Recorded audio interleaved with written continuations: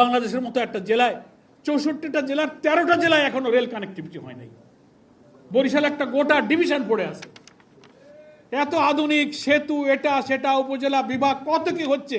যারা যখন ক্ষমতায় যায় সেই দলের প্রধানমন্ত্রী, বড় বড় মন্ত্রীদের বাড়ি যে এলাকায় হয় সেইখানেই বড় বড় ব্রিজ, বিভাগ, এটা সেটা, সেতু হয়। এই যে আজকে শুনলাম বগুড়াকে সিটি কর্পোরেশন, আরো 5টা নতুন উপজেলা, দেখছেন না? আমরা এর কোনো বিরোধিতা করছি না, কিন্তু যেসব নেতা, প্রধানমন্ত্রীর বাড়ি কোথায়, অমুক নেতার বাড়ি কোথায়, হ্যাঁ, স্বরাষ্ট্রমন্ত্রীর বাড়ি কোথায়, না আমার বলতেছি না, সেই সব জায়গায় জেলা, উপজেলা, বিভাগ, কর্পোরেশন হয়ে যাইতেছে, উন্নত হবে, বাজেট বরাদ্দ হবে। ধন্যবাদ জানাই, অগ্রগতি সব উন্নয়নকে আমরা সাপোর্ট করি।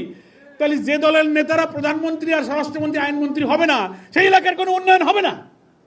উন্নয়নকে যদি বৈষম্যহীন করতে হয় তাহলে জাতীয়ভাবে আপনি জরিপ করুন, সার্ভে করুন, কোথায় রেল লাইন নাই, কোথায় সড়ক যোগাযোগ, নানান নেটওয়ার্কের প্রয়োজন।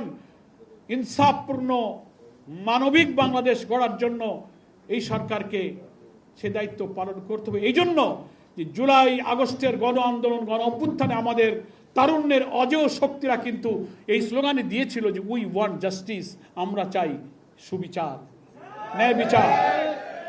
সেই বৈষম্যহীন বাংলাদেশের জন্য সহস্রাধিক জীবন, 30-40 হাজার লোক আহত, ক্ষত বিক্ষত হলো। আপনারা সেই রক্তের উপর ক্ষমতায় বসে আপনারা আবার জাস্টিসের বদলে ইনজাস্টিস করতেছেন। উন্নয়নের ক্ষেত্রে সমতা রক্ষা করছেন না। বৈষম্যহীনতার জন্য সংগ্রাম করলাম, আপনারা এখন সেই বৈষম্যপূর্ণ সমাজ গঠন করার চেষ্টা করছেন।